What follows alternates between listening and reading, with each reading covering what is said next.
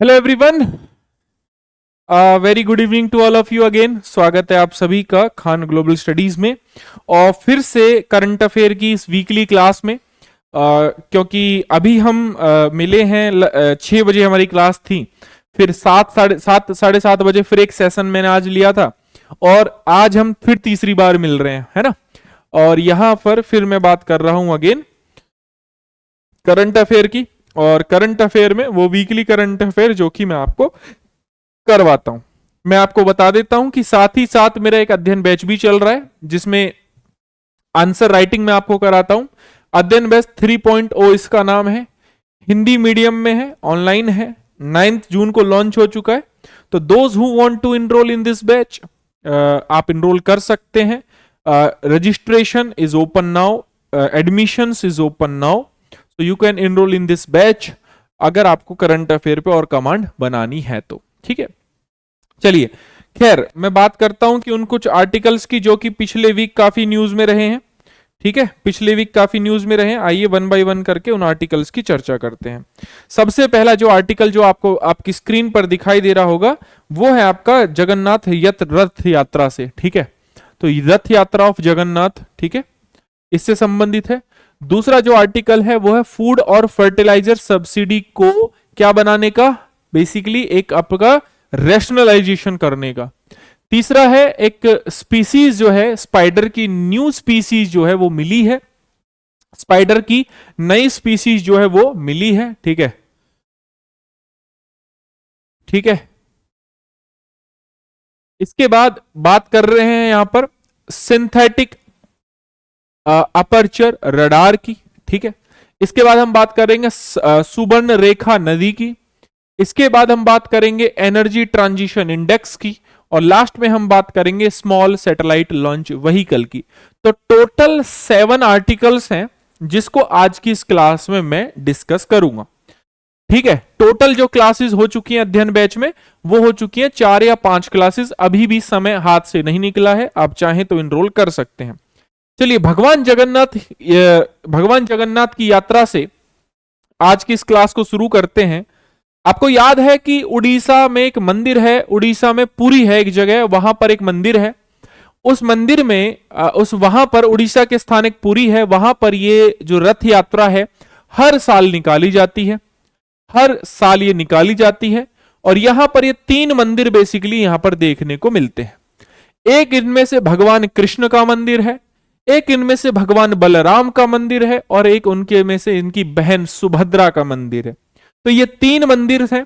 इनको रथ यात्रा को बेसिकली एक जगह से दूसरी जगह एक जगह लेके जाया जाता है, वी कैन से गुडीचा मंदिर तक इसको लेके जाया जाता है, और 1 हफ्ते तक ये रथ यात्रा वहां रहती है, और 1 हफ्ते बाद फिर वापस ये लौटते हैं उड़ीसा के जो पुरी वाले स्थान पर, फिर से भगवान जगन्नाथ वापस अपने मंदिर में लौटते हैं। रथ यात्रा की मैं बात करूं तो इसको भाई प्रत्येक वर्ष किया जाता है। पहली बात तो ये है, फेमस है, प्रत्येक वर्ष होती है, काफी फेमस है। कहां पर है? ओडिशा में है, ओडिशा के पुरी में है अगर आपको देखना है तो। ठीक है, उसके बाद अगर मैं बात करूं कि तो इसे रथ यात्रा भी कहा जाता है, इसको रथ यात्रा भी कहा जाता है। भगवान कृष्ण की जो मूर्तियां हैं, जो भगवान कृष्ण की मूर्ति हैं वो एक नीम की लकड़ी से बनी है, नीम की लकड़ी से बनी है। किससे बनी है? नीम की लकड़ी से बनी है, नीम की लकड़ी से बनी है। और इसे कहा जाता है, जिसको दारू के नाम से भी जाना जाता है। किस नाम से जाना जाता है? दारू के नाम से जाना जाता है। और ये जो रथ यात्रा है ये गुडीचा मंदिर तक जाती है, वहां पर गुडीचा मंदिर तक। और 1 हफ्ते ये जो यात्रा है ये वहां तक 1 हफ्ते तक वो रहती है, 1 सप्ताह, और फिर ये वापस अपने जो है मंदिर में आ जाते हैं। कौन कौन से 3 भगवान हैं भाई? कृष्ण है, बलराम है, और सुभद्रा है। सुभद्रा, कृष्ण है, बलराम है, सुभद्रा है। ठीक है, कृष्ण है, बलराम है, सुभद्रा है।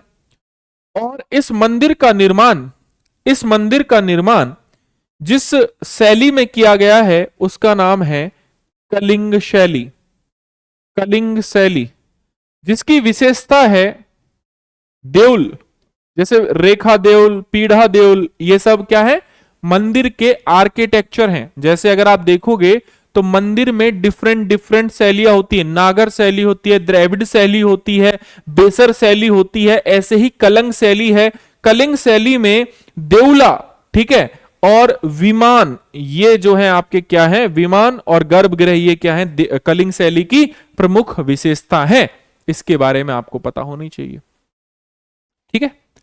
तो यहां पर भगवान रथ यात्रा, भगवान जगन्नाथ जो कि भगवान विष्णु और कृष्ण के अवतार माने जाते हैं, उनके भाई बलभद्र और बहन सुभद्रा, इनकी पूजा के इर्द गिर्द ये रथ यात्रा घूमती है।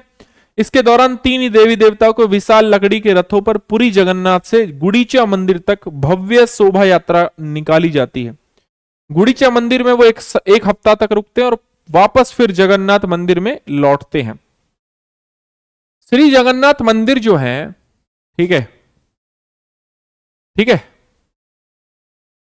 श्री जो जगन्नाथ मंदिर है, अगर मैं इस मंदिर की मैं बात करता हूं, ठीक है, तो यहां पर इसको गंगा वंश के राजा, गंग वंश के राजा, गंगा नहीं होगा, गंग होगा शायद, एक सेकंड में चेक कर लेता हूं। हाँ, गंगा वंश के राजा, इनका जो नाम है वो है अनंत वर्मन चोड़गंग। क्या नाम है? अनंत वर्मन चोड़गंग के माध्यम के द्वारा बनवाया गया, के द्वारा बनवाया गया। इसके द्वारा बनवाया गया, गंगा वंश के राजा अनंत वर्मन चोड़गंग के द्वारा इसको बनवाया गया था, भगवान जगन्नाथ के मंदिर को। कब बनाया गया था? 10वीं शताब्दी में। कब बनवाया गया था? 10वीं शताब्दी में, ठीक है जी। कब बनवाया गया था? 10वीं शताब्दी में इसे बनवाया गया था, ठीक है। और उड़ीसा के पुरी मंदिर में यह है, ठीक है। राजा अनंत वर्मन के द्वारा इसे बनवाया गया था। अगर मंदिर को अगर आप देखोगे तो मंदिर की सबकी अलग अलग शैलियां होती हैं। जैसे बेसर शैली है, जैसे आपको आर्ट एंड कल्चर में पढ़ना पड़ेगा। आर्ट एंड कल्चर में आपके पास नितिन सिंघानिया होनी चाहिए। अब नितिन सिंघानिया में आप पढ़ोगे तो नागर शैली, ठीक है, आपने बेसर शैली और द्रविड़ शैली, ये मंदिर की वास्तुकला है कुछ। इन इन इन आर्किटेक्ट में मंदिर जो है उसको बनाया जाता है। तो यहां पर ये जो है जैसे पीढ़ा जिसको मैं कह रहा हूं, ये यहां से यहां तक का इलाका है मंदिर में, जिसको मैं कह रहा हूं कि ये आपका यहां पर अगर आप देखोगे तो ये अमलक कहलाता है। ये वाला हिस्सा जो है अमलक कहलाता है। ये कलश है, ठीक है, ये भूमि कहलाता है। ये वाला जो गैप है ये अमला कहलाता है, ठीक है। तो ये आपको ये जो बीच वाला हिस्सा है ये रहा गपा पागा कहलाता है। तो ये आपको ये पता होनी चाहिए, ये सारी चीजें पता होनी चाहिए। कलंग शैली की क्या विशेषताएं हैं ये आपको पता होना चाहिए। ये सारी के सारा जो आर्किटेक्चर है ये रेखा देउल कहलाता है, ठीक है। ये आपको पता होना चाहिए भाई, है ना। सवाल यहां से बनता है।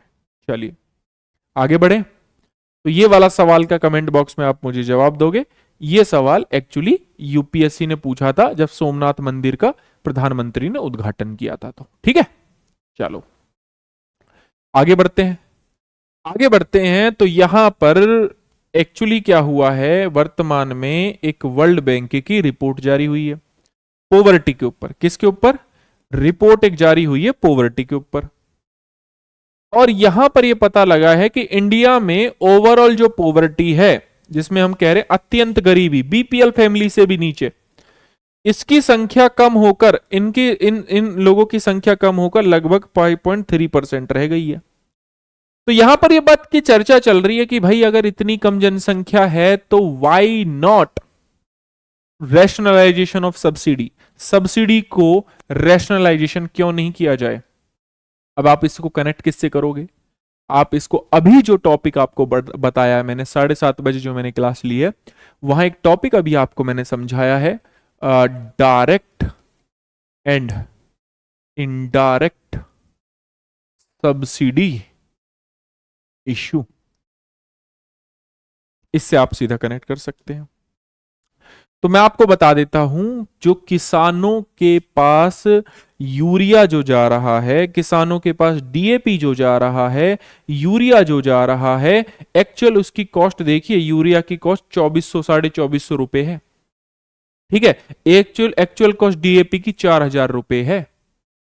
ठीक है, लेकिन सरकार किसानों को कितने रुपए में दे रही है? 266 में। कितने रुपए में दे रही है? 1300 में। बाकी पैसा कौन चुका रहा है? बाकी पैसा सरकार चुका रही है, सरकार चुका रही है।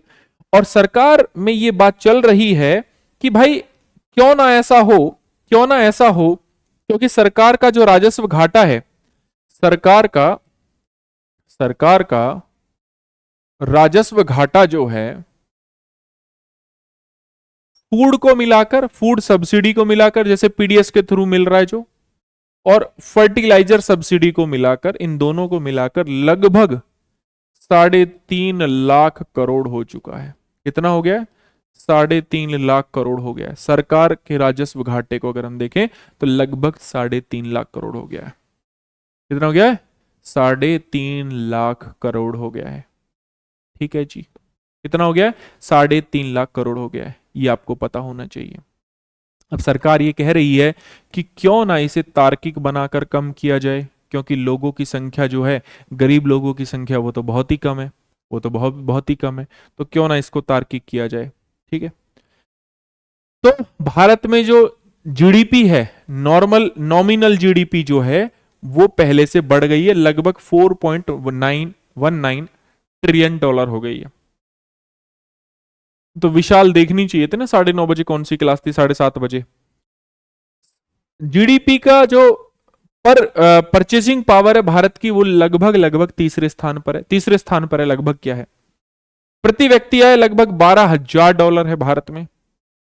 मध्यम स्तर पर असमानता है गिनी गुणांक के माध्यम से, आपको पता है ना, ये होता है गिनी गुणांक, ये लाइन ऑफ इक्विलिटी होती है, समानता की लाइन, अगर आपने पढ़ा हो तो इको में पढ़ते हैं हम, ये समानता की लाइन है, समानता की रेखा है, ऑब्लिक रेखा और कर देता हूं, और यहां से ये वाली जो लाइन है, ये कहलाता है गिनी गुणांक, गिनी कोफिशिएंट कहलाता है ये। ठीक है, तो जितनी ये लाइन कम होती जाएगा, जितना ये गैप कम होता जाएगा, तो हम कहेंगे गरीबी असमानता कम हो रही है। ठीक है, तो सरकार खाद्य एवं उर्वरक सब्सिडियों से क्या संबंधित समस्याएं हैं, आप मुझे बताइए, क्या समस्याएं हैं?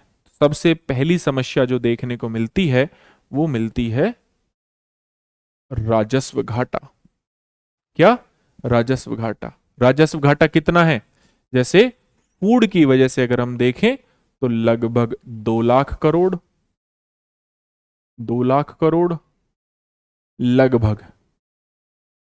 और जी फर्टिलाइजर की वजह से देखें तो लगभग 1.5 लाख करोड़, 1.5 लाख करोड़ लगभग। तो टोटल कितना हो गया है? 3.5 लाख करोड़ लगभग। पहली बात तो ये। दूसरी बात ये, सब्सिडी की वजह से जो एनपीके का जो रेशियो था, ठीक है, जहां सरकार 4:2:1 इन्होंने डिसाइड किया था यूज ऑफ फर्टिलाइजर, उर्वरक का यूज, ठीक है, ये रेशियो 19:6:4 ऐसे लगभग लगभग पहुंच चुका है। इट मींस इसकी वजह से मृदा की गुणवत्ता लगातार गिर रही है। ठीक है, इसकी वजह से लोगों का स्वास्थ्य खराब हो रहा है। ठीक है, इसकी वजह से, इन सब्सिडियोज की वजह से, इन सब उर्वरकों की वजह से भूजल का दोहन हो रहा है। अब आप कहेंगे कैसे? कैसे? तो मैं आपको बता देता हूं। एमएसपी है, एमएसपी में गेहूं और चावल पर एमएसपी ज्यादा है, तो लोग केवल ये उगा रहे हैं, इसलिए भूजल का दोहन हो रहा है, इसलिए भूजल का दोहन हो रहा है। भ्रष्टाचार एक बड़ी समस्या है। मतलब पीडीएस के थ्रू जो राशन मिलता है वो लोगों तक पहुंच ही नहीं पाता है, बीच में ट्रक के ट्रक, लोगों तक पहुंच कम। लोगों को खाने में न्यूट्रिशन वैल्यू जो है, न्यूट्रिशन वैल्यू जो है वो डाउन हो गई है, पोषक तत्व कम हो गए हैं। पहले हमारे जो बड़े बूढ़े थे वो मोटे अनाज खाया करते थे और सारे पोषण उनके पास थे, कभी उनको कोई समस्या नहीं हुई। आजकल कोई थोड़ी बहुत इधर की चीज है तुरंत शुगर पेशेंट हो जाता है, बीपीआई हो जाता है ना। तो ये सब समस्याएं हैं जो हमें देखने को मिल रही हैं। साथ ही साथ ग्रीन हाउस गैस उत्सर्जन बढ़ रहा है। एग्रीकल्चर का सबसे बड़ा इश्यू तो ग्रीन हाउस गैस उत्सर्जन ही है, ठीक है। ये सब कारण हैं, ये सब इश्यूज हैं जो इनके बारे में आपको पता होना चाहिए। सुधार की आवश्यकताएं क्या क्या है बताओ। तो सुधार की जब मैं बात करूंगा तो मैं बात करूंगा एनपी के रेशियो को, इसको का रेगुलेट होना चाहिए, रेगुलेट होना चाहिए बहुत ही शानदार तरीके से। सुधार की आवश्यकता है रैशनलाइजेशन, तार्किक कहूंगा हिंदी में इसको, ठीक है, ऑफ सब्सिडी, ठीक है, like small and marginal farmer, marginal farmer को ये हेल्प मिलनी चाहिए, जबकि किसान जो बड़े किसान है वो ही केवल इसका लाभ उठा रहे हैं, वही केवल इसका लाभ उठा रहे हैं, ठीक है जी। फूड पर तो ठीक है, गरीबों को मिलना चाहिए, लेकिन फर्टिलाइजर सब्सिडी को बंद करना चाहिए, ठीक है। भूजल के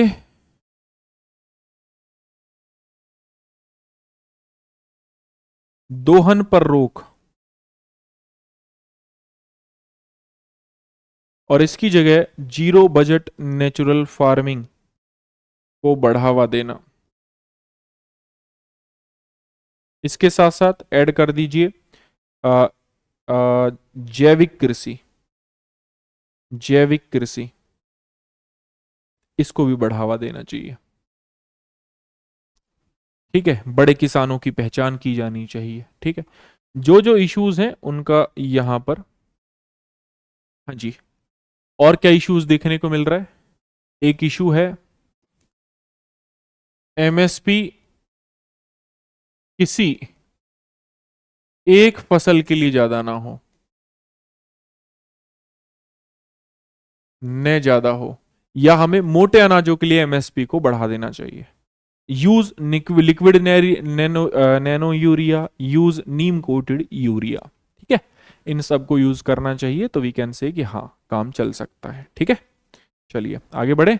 ये सवाल करना, इस सवाल का आंसर मैं यूट्यूब वाली क्लास में करवा दूंगा, यूट्यूब वाली क्लास में इस सवाल का आंसर करा दूंगा, ठीक है। या कल मैं अध्ययन बैच में करा दूंगा, कल फ्राइडे है ना, कल करा दूंगा अध्ययन बैच में, ठीक है।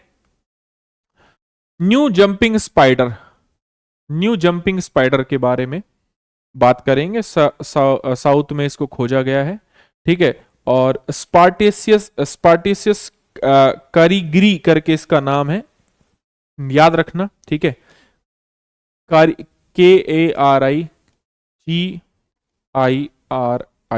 ठीक है, GIRI, ठीक है, याद रखना।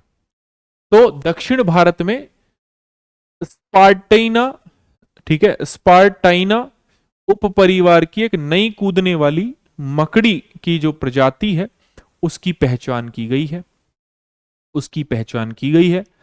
पहली बार स्पार्टिस और सोनोइटा जैसे जीन्स जो पहले केवल दक्षिण एशिया में और अफ्रीका में पाए जाते थे, अब वो भारत में भी दर्ज किए गए हैं इस मकड़ी में,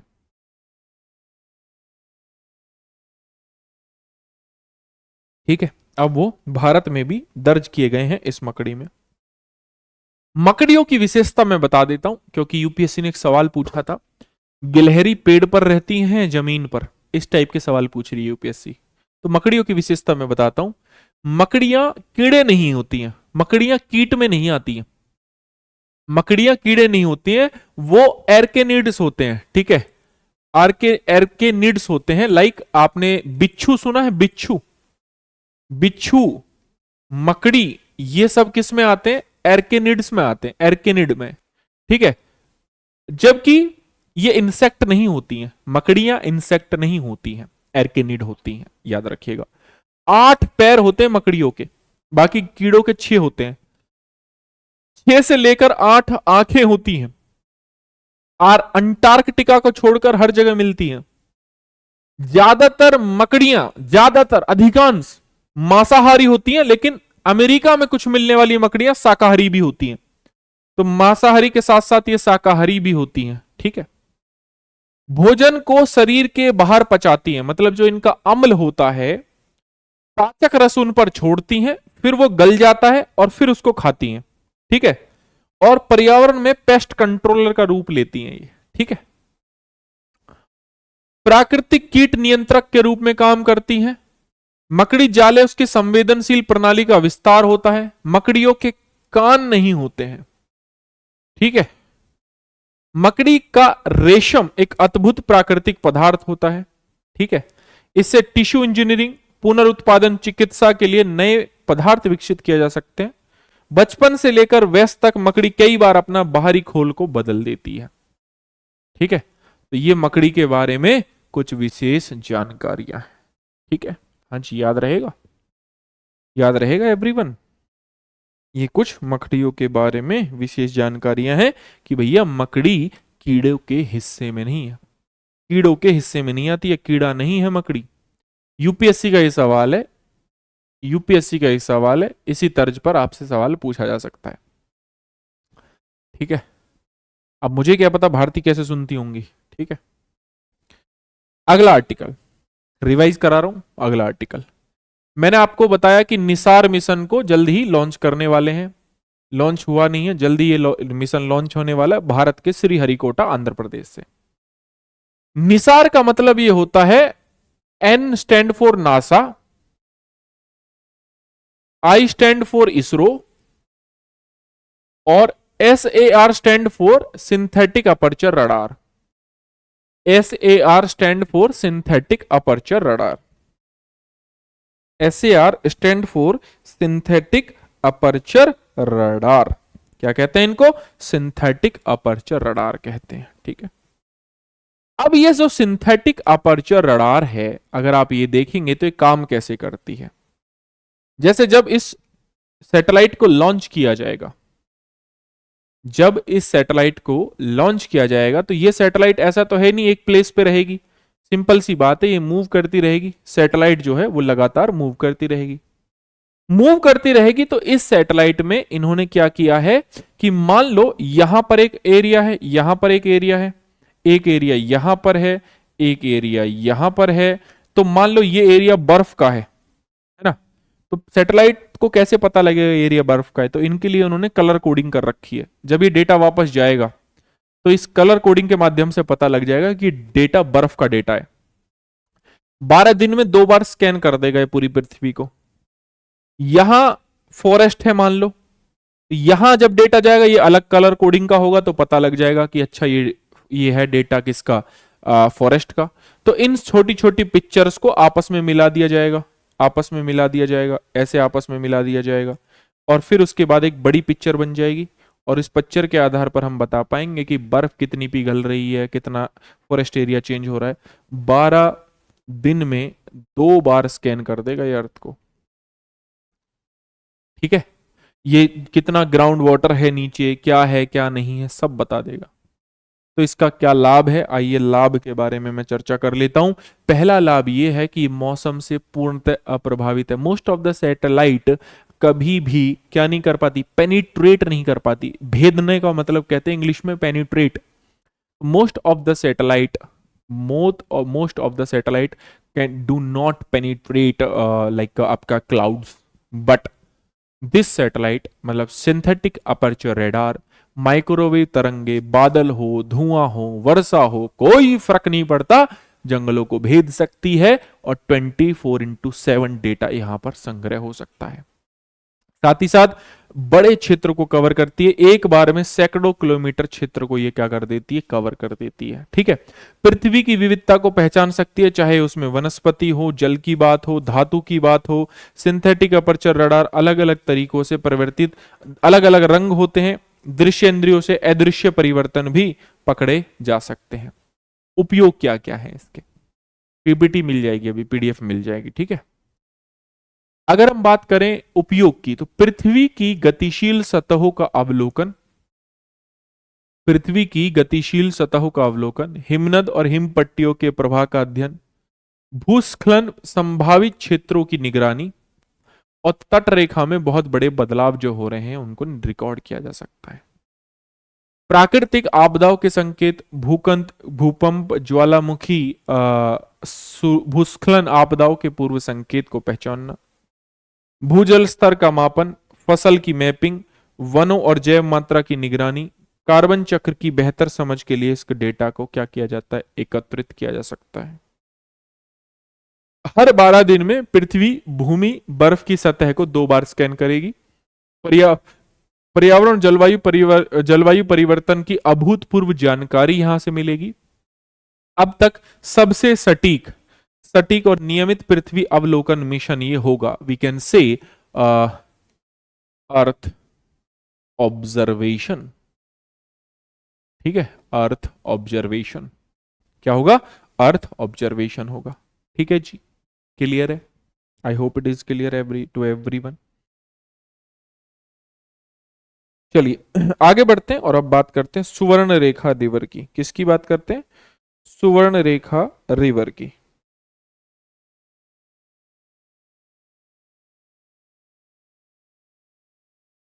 हाँ जी, सुवर्ण रेखा नदी में अभी आपको पता है बाढ़ आई है। बाढ़ आने की वजह से वहां पर फ्लैश फ्लड आ गया है। फ्लैश फ्लड आने की वजह से ये नदी जो है वो न्यूज में है। मैं आपको बता देता हूं कि सुवर्ण रेखा नदी जो है ये 3 राज्यों से होकर बहती है। पहला राज्य है झारखंड, दूसरा जो राज्य है वो है पश्चिम बंगाल, और तीसरा है ओडिशा।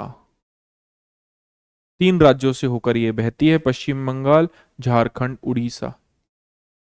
छोटा नागपुर के पठार से, छोटा नागपुर के पठार से इसका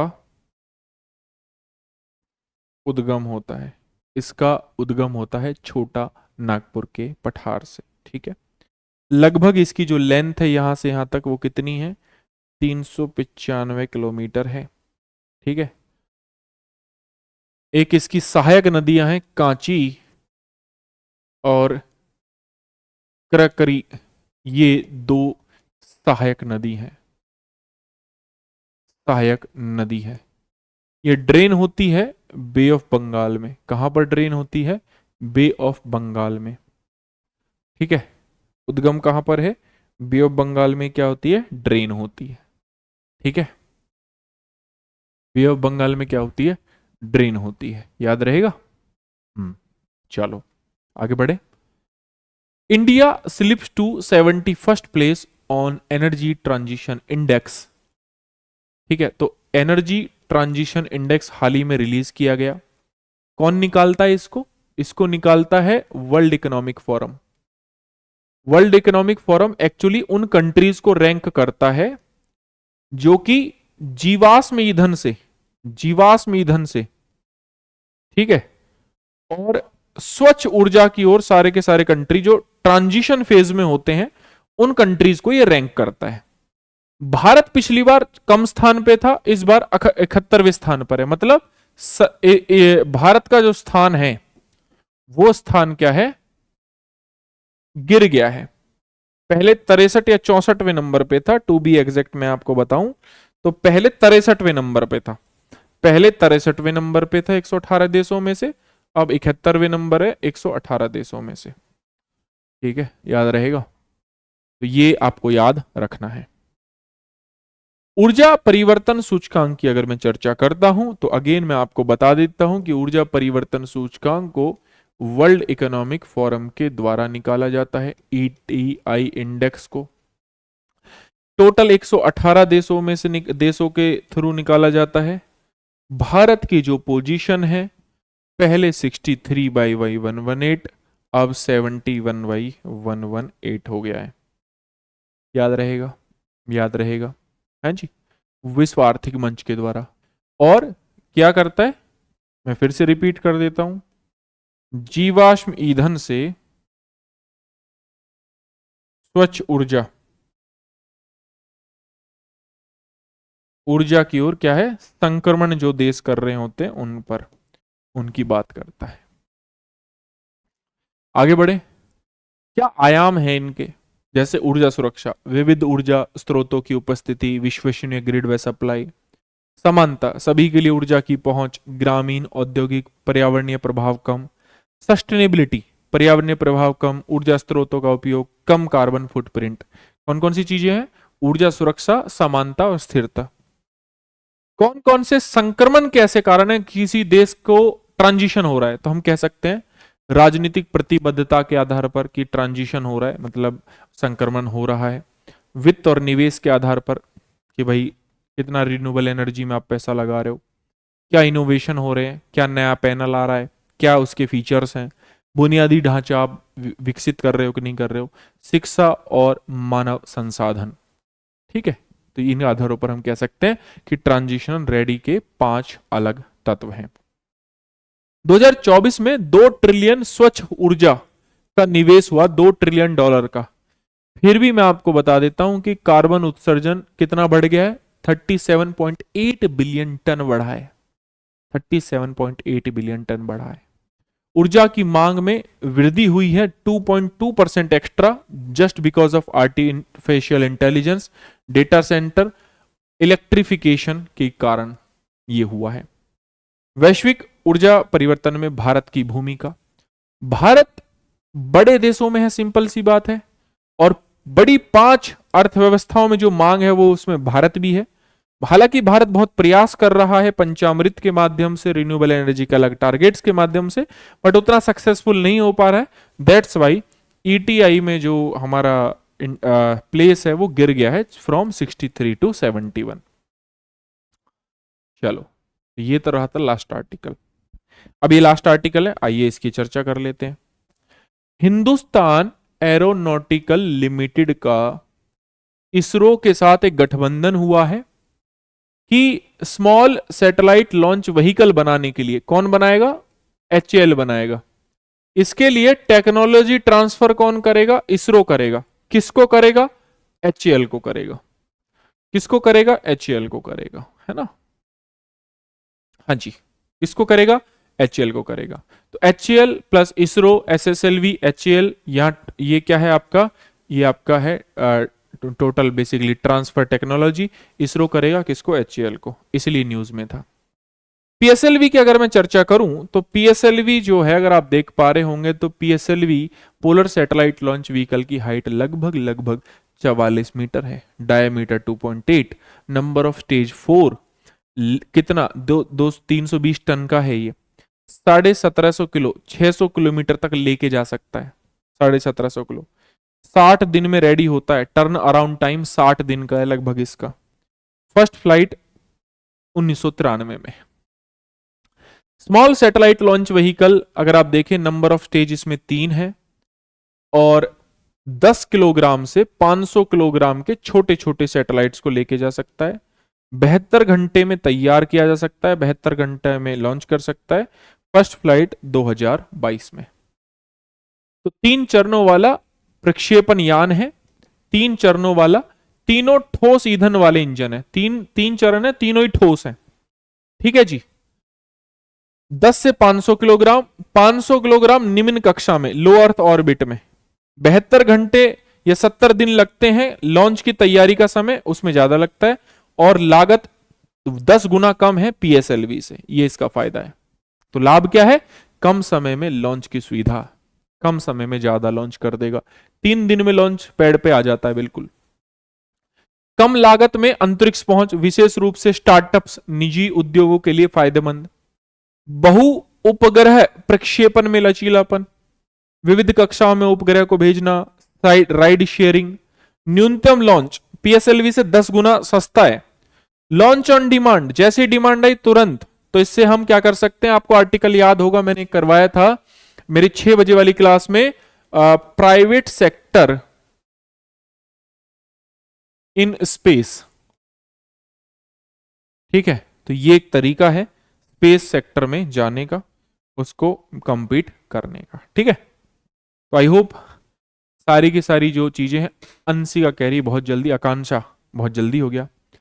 देखो SSLV जो है ज्योति, स्मॉल सैटेलाइट लॉन्च व्हीकल है, 3 दिन में रेडी हो जाता है और बहुत जल्दी हम उसको लॉन्च कर सकते हैं।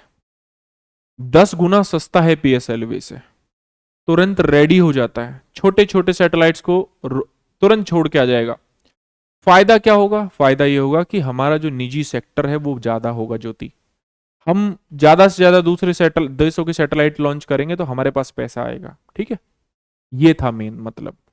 ठीक है, चलिए, thank you so much everyone. अब भारती जो रिवीजन करवाना था वो करवा दिया, आप तो अध्ययन बैच में भी हैं, है ना। चलिए, thank you so much everyone. Next class में मिलते हैं कल 6 बजे, और कल 3:30 बजे मिलना है अध्ययन बैच में, फिर 6 बजे करंट अफेयर के लिए सबको यूट्यूब पे मिलेंगे। Thank you so much guys.